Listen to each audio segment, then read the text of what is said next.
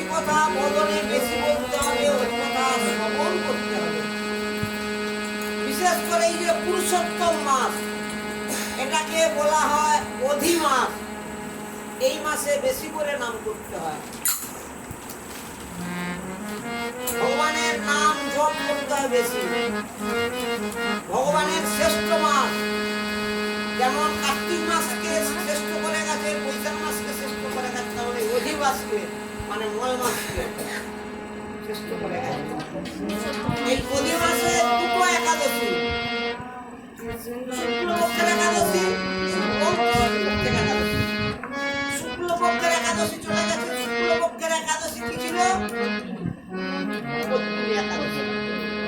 আবার এই কৃষ্ণপক্ষের যে একাদশী, পরমা একাদশী, স্বয়ং রাজা যুধিষ্ঠির ভগবান শ্রীকৃষ্ণকে জিজ্ঞাসা করছে, দয়াময়, এই অধি মাসের কৃষ্ণপক্ষের যে একাদশী, সেই একাদশী নাম কি এবং কি আমায় বল। স্বয়ং ভগবান বললেন, এই একাদশী নাম পরমা একাদশী।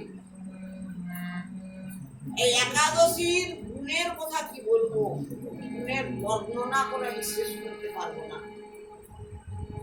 একাদশী যারা ব্রত করে, একাদশীর মাহাত্ম্য কথা শ্রবণ করতে হয়। একাদশী ব্রত করলাম, হরিকথা শ্রবণ করলাম না, হরিকথা বদনে বললাম না,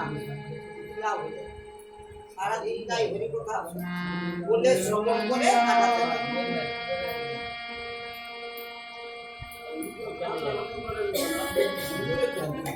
যুধিষ্ঠির কহিলেন, ওহে গদাধর, অধি মাসে কৃষ্ণপক্ষে যে হরিবাসর, তাহার মাহাত্ম্য আর বিধি সমুদয় আমার নিকটে কহ, ওহে দয়াময়। কে বললেন? রাজা যুধিষ্ঠির ভগবান শ্রীকৃষ্ণকে জিজ্ঞাসা করলেন। শ্রীকৃষ্ণ কহেন, শুনো, ওহে পাণ্ডুসুত, পরমা নামেতে হয় সেই মহাব্রত।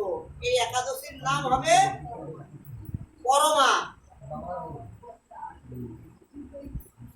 পরমা পত্নী তুল্য ধরে মহাবল, অনুরূপ ব্রত বিধি অনুরূপ ফল।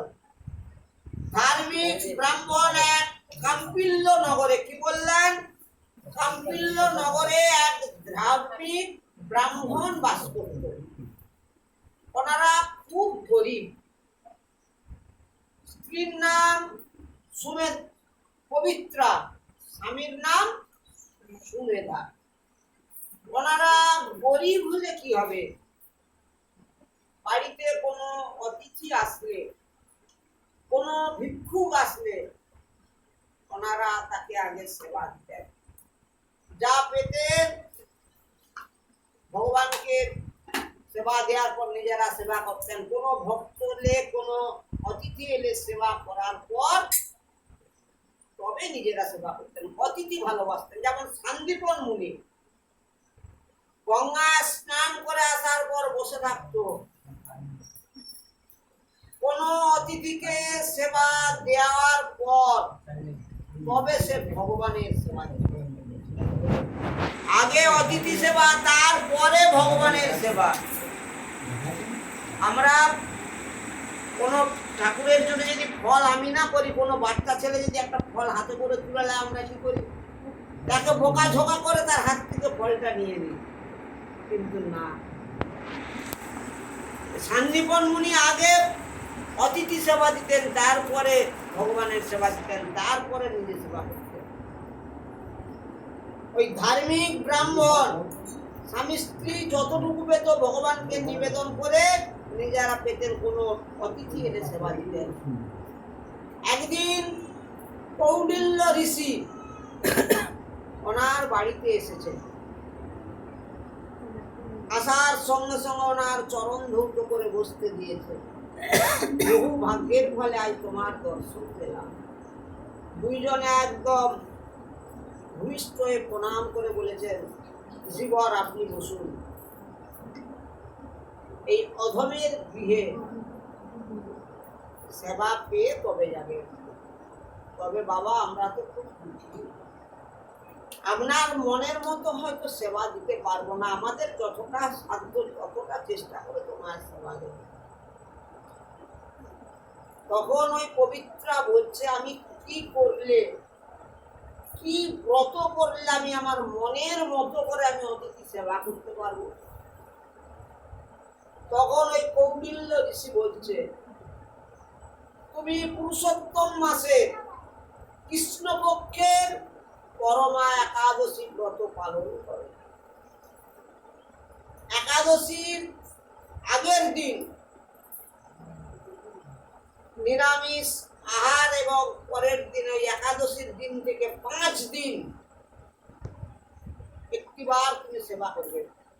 গোবিন্দকে সেবা দেওয়ার পর প্রত্যেক দিন ওই গোবিন্দকে সেবা দেবে, একটিবার সেবা করবে। 5 দিনের দিন স্বয়ং ভগবানের কি করুণা, স্বপ্নে দেখলেন এক রাজপুত্র এসেছে ওনার গৃহে। উনি বলছেন, তোমার গুহার ঘরে আমি দান দিচ্ছি, তুমি অতিথি সেবা দাও। পরের দিন ঘুম থেকে উঠে দেখতে সত্যি সত্যি রাজপুত্র এসেছে ওনার বাড়িতে। সঙ্গে সঙ্গে ওনাদের এই যে ছোট কুটির ছিল সেটাকে বিশাল বড় করে দিলেন, প্রচুর অর্থ দান করে দিলেন। তোমরা মনের মতো করে অতিথি সেবা করো। এইসব হচ্ছে ভগবানের কৃপা। কার কৃপা? ওই যে একাদশী ব্রত করলেন, ভগবানের কৃপা পেলেন। স্বয়ং ভক্তের বোঝা স্বয়ং ভগবান বয়ে দেয়। স্বয়ং ভগবান ওই রাজপুত্রকে ওনাদের ঘরে পাঠিয়ে দিলেন দান দেওয়ার জন্য। আর আমরা কি বলি, এই বয়স থেকে একাদশী করব? শাস্ত্র বলছে 8ম বৎসর বয়সে দীক্ষা গ্রহণ করার পরে একাদশী ব্রত করতে হবে।